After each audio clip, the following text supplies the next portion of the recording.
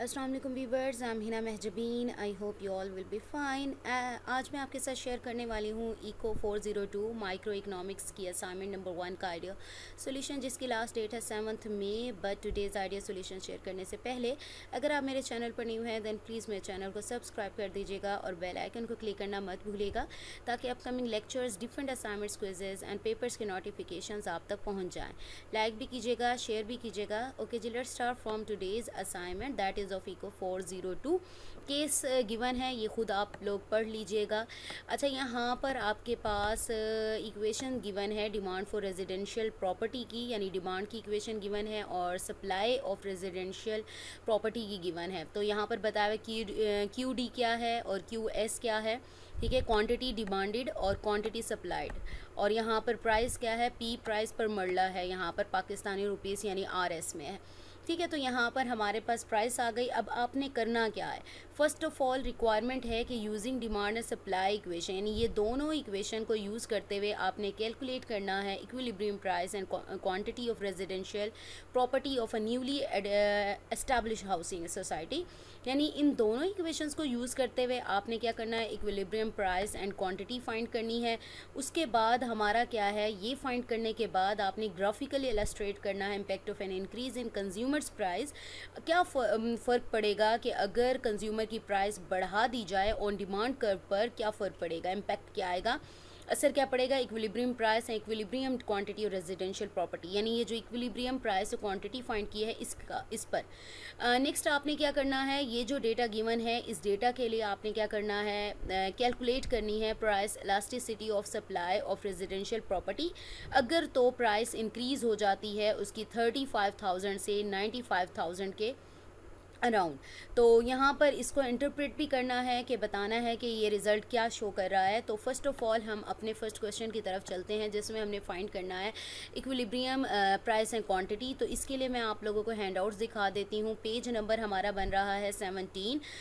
Page number 17 पर आप लोग आ जाएँ। यहाँ पर इक्विलिब्रियम प्राइस की जो फॉर्मूला है वो यहाँ पर क्यू एस, यानी सप्लाई जो है आपके पास और डिमांड जो है जब इक्वल आ जाते हैं तो इक्विलिब्रियम स्टेट होती है वो।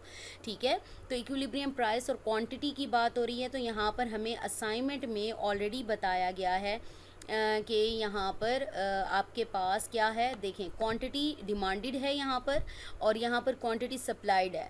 तो इक्विलिब्रियम स्टेट में यही होता है कि दोनों जो हैं इक्वल आ जाते हैं। तो आपने क्या करना है, जस्ट दोनों इक्वेशंस को इक्वल लेना है और पी की वैल्यू निकाल लेनी है।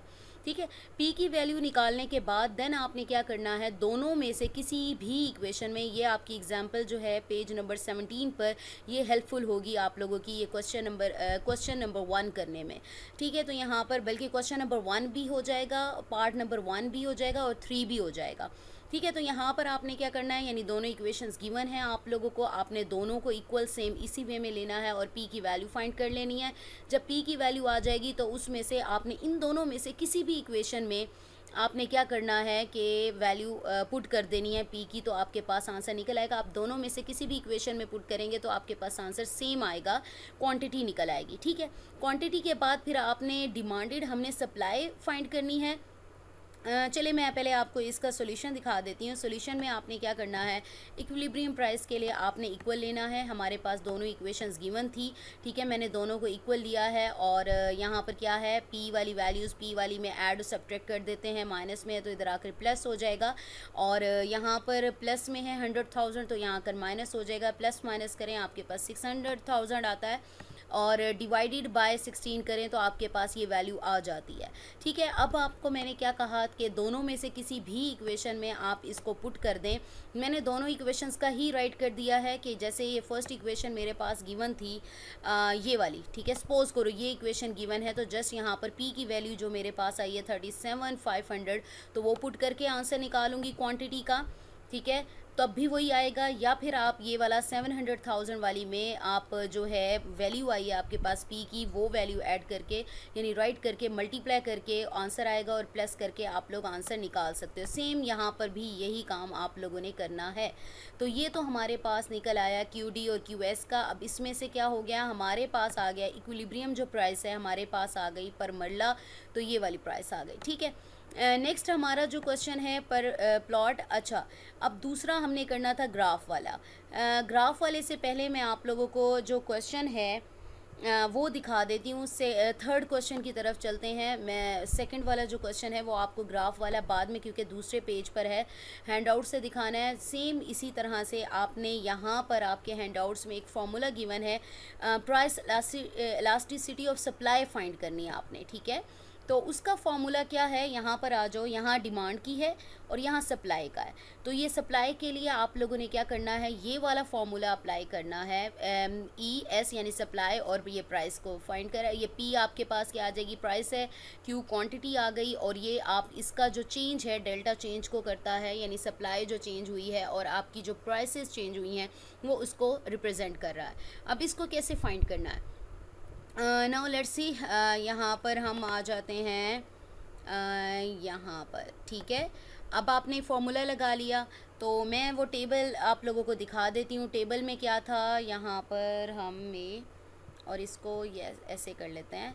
तो ये हमारे पास टेबल गिवन है। टेबल में यहाँ पर देखें, हमारा जो फॉर्मूला होता है वो पी, यानी हमारी जो इनिशियल प्राइस है वो होती है, ठीक है। इनिशियल प्राइस मेरे पास क्या है, 35,000, और यहाँ पर इनिशियल जो क्वांटिटी है वो मेरे पास है 95,000। अच्छा, एक और चीज़ मैं आप लोगों को यहाँ पर दिखा दूँ। आप लोगों के जो हैंडआउट्स हैं ना, हैंडआउट्स में यहीं पर आ जाओ, यहीं पर ऊपर करके फॉर्मूला दिया हुआ है। आप इसे एक्सप्लोर करके यानी इस तरह भी राइट कर सकते हो, ठीक है। Delta Q by Q, delta P by P, और डेल्टा क्यू का मतलब ये है Q2 माइनस Q1, यानी फाइनल, यानी जो अब है करंट है उसमें से जो प्रीवियस क्वांटिटी थी वो माइनस कर दें। इसी तरह से डेल्टा पी का मतलब क्या है, जो न्यू प्राइस है माइनस जो ओल्ड प्राइस थी उसको माइनस कर दें, और ये इनिशियल क्वांटिटी और इनिशियल प्राइस है। जब आप इसे सॉल्व करते हो तो आपके पास यही फार्मूला आ जाता है। तो कंफ्यूज नहीं होना, दोनों यही फार्मूलाज हैं, ठीक है। तो यही फार्मूला यूज़ कर रही हूँ यहाँ पर। चले हम टेबल की तरफ चलते हैं। यहाँ पर टेबल कहाँ था हमारा, फर्स्ट में वाला, ठीक है। तो यहाँ पर देखें आपके पास आ गई, और आपने डेल्टा क्यू एस सप्लाई की बात कर रहे थे क्योंकि हमने यही डेटा लेना था। तो डेल्टा क्यू एस का मतलब ये है कि क्वांटिटीज़ की बात हो रही है, ठीक है। तो क्यू एस यानी डेल्टा का मतलब चेंज होता है, यानी करंट जो इसकी प्राइस है, क्वांटिटी है, उसमें से माइनस कर दूंगी जो प्रीवियस मेरे पास क्वांटिटी हो गई।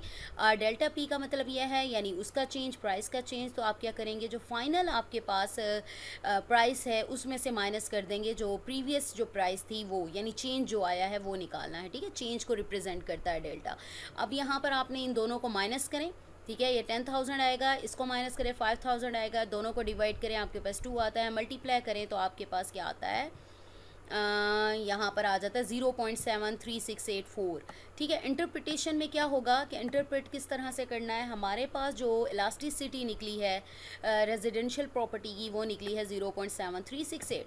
This means that for every 1% increase in price, अगर 1% भी इंक्रीज़ होता है तो जो उसकी क्वांटिटी है वो अप्रॉक्सीमेटली इतने परसेंट इंक्रीज़ होगी।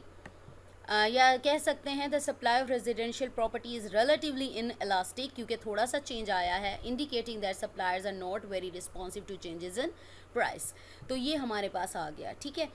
अब आपने क्या करना है, दूसरा क्वेश्चन नंबर हमारा 2 था, जिसमें हमने क्या करना था कि ग्राफिकली रिप्रेजेंट करना था। यहाँ पर आ जाते हैं, यहाँ पर अगेन इसको मैक्सिमाइज़ कर लेते हैं। Graphically illustrate the impact of an increase in consumers income on the demand curve, equilibrium price and equilibrium, यानी आपने जो इक्विलिब्रियम प्राइस और क्वांटिटी फाइंड की है तो उसके डिमांड कर्व पर क्या असर होता है अगर कंज्यूमर की इनकम बढ़ा दी जाए।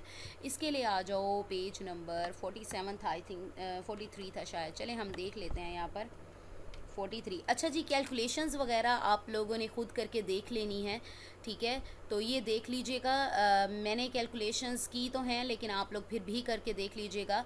अच्छा जी, आप ये देखें कि इक्विलिब्रियम स्टेट का आप लोगों को पता है, और जब कंज्यूमर की इनकम बढ़ जाती है तो ऑब्वियसली वो चाहे उसे जितनी भी प्राइस पर चीज़ चाहिए होगी वो उसे परचेज़ करेगा, ठीक है। तो यहाँ पर है the an increase in income shifts the budget line to the right, increasing consumption along the income consumption curve, simultaneously the increase in income shifts the demand curve to the right, यानी right इसे curve को कर देता है, यानी right side जा रहा है।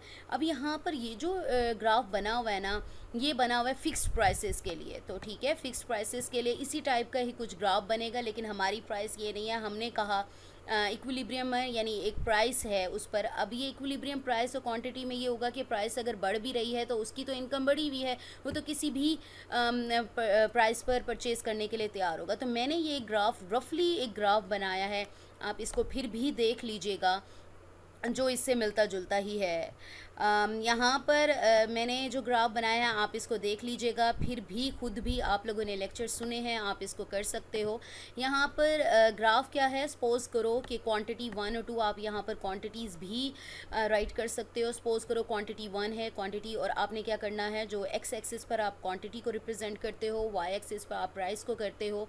और यहाँ पर आप देखें कि मैंने यहाँ पर किया, सपोज़ करो क्वांटिटी 1 और 2 है और ये प्राइस 1 और 2 है। तो यहाँ पर देखें, अगर मैं यहाँ पर इसको करती हूँ तो एक डॉट लगाते हैं और इसको जब ज्वाइन करते हैं तो आपके पास एक इंटरसेक्शन पॉइंट बनता है।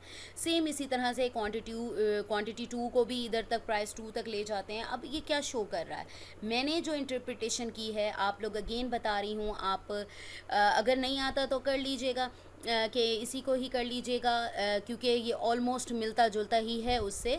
तो लेकिन अगर आप खुद करना चाहते हैं, आपको पता है कि किस तरह से बनाना है, तो आप लोग कर सकते हैं। ठीक है, अब इसमें क्या है कि जब कंज्यूमर की इनकम बढ़ती है तो किसी भी क्वांटिटी, यानी क्वांटिटीज़ भी बढ़ जाएंगी, यानी वो ज़्यादा से ज़्यादा चीज़ें परचेज़ करेगा, यानी डिमांड भी बढ़ेगी। और सप्लाई हो रही है चीज़ों की, ठीक है, सप्लाई कैसे लिखनी है, जस्ट ये सप्लाई आप लोगों को शो करी है, यानी एक इंटरसेक्शन पॉइंट है। ये इक्विलिब्रियम स्टेट है जहाँ पर आपके पास, यानी प्राइस 1 पर क्वांटिटी 1 थी, ठीक है, जैसे जैसे प्राइस बढ़ी क्वांटिटीज़ भी बढ़ती गई। और डिमांड यहाँ राइट साइड पर क्यों हो रही है, क्योंकि पहले हमारे पास क्या है, चीज़ें कम थी तो क्वांटिटी, ये देखिए क्वांटिटी सपोज़ करो यहाँ पर होती तो कम थी। जैसे जैसे डिमांड बढ़ेगी, यानी आपकी डिमांड बढ़ेगी, यानी क्वांटिटीज़ बढ़ेंगी। डिमांड कब बढ़ेगी, जब आपके पास पैसे ज़्यादा होंगे और आप चीज़ परचेज़ ज़्यादा करेंगे। और यहाँ पर ये जो इंटरसेक्शन पॉइंट है, यानी प्राइस भी बढ़ रही है, ठीक है, प्राइस बढ़ रही है लेकिन इनकम ज़्यादा है, तो वो किसी भी प्राइस पर लेने के लिए इसको तैयार है। ठीक है, तो मेरे तो माइंड में यही चीज़ थी, बाकी आप लोगों ने किया, आप लोग इसको फिर अगेन देख लीजिएगा, बाकी कैलकुलेशंस भी आप लोगों ने देखनी है। तो कॉपी पेस्ट मत कीजिएगा, इसको अपनी वर्डिंग में राइट कीजिएगा, कैलकुलेशंस को भी और वे में किया जा सकता है। ठीक है, so we have completed our today's idea solution, that was of eco 402। I hope ये लेक्चर आप लोगों के लिए हेल्पफुल होगा। सो मुझे अपनी दुआ में याद रखिएगा, अपना ख्याल रखिएगा, टेक केयर, अल्लाह हाफिज़।